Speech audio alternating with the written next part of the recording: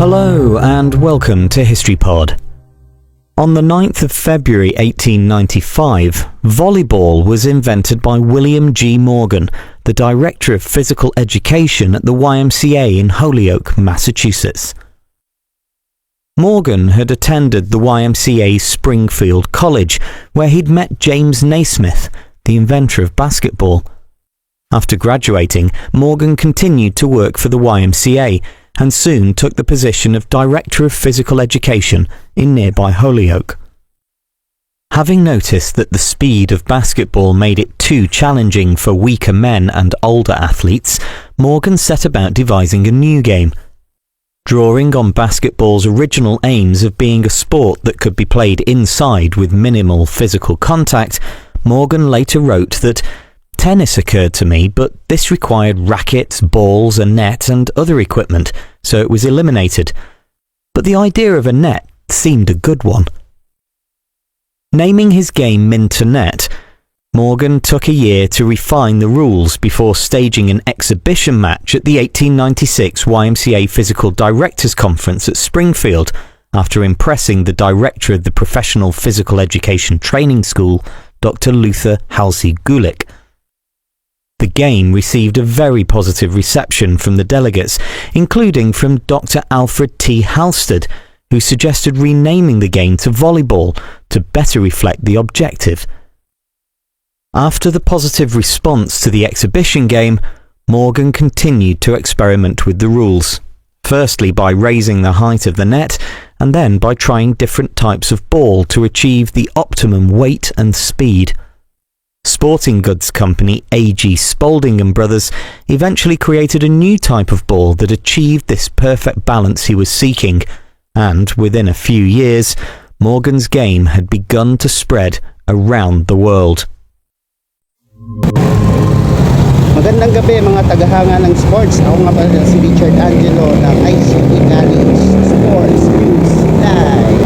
Ngayong araw, taon 1895, ngayon ko ihahatid sa inyo ang pinakabagong balita mula sa mundo ng athletics.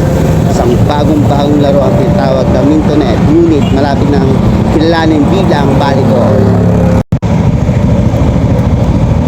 Meron akong natatanging kasiyahan na makausap si Ginoong William G. Morgan, isang Physical Education Director dito mula sa YMCA. Isang napakatalino, hinanga niyang lumikha ng isang laro na hindi gaano mabigat kaysa sa basketball, ngunit magbibigay pa rin siya ng magandang ehersisyo para sa kanyang estudyante. Volleyball was invented in 1895 by William G. Morgan, a physical education director in Massachusetts, USA. He originally called it Mintonette, and it was designed as a less intense alternative to basketball.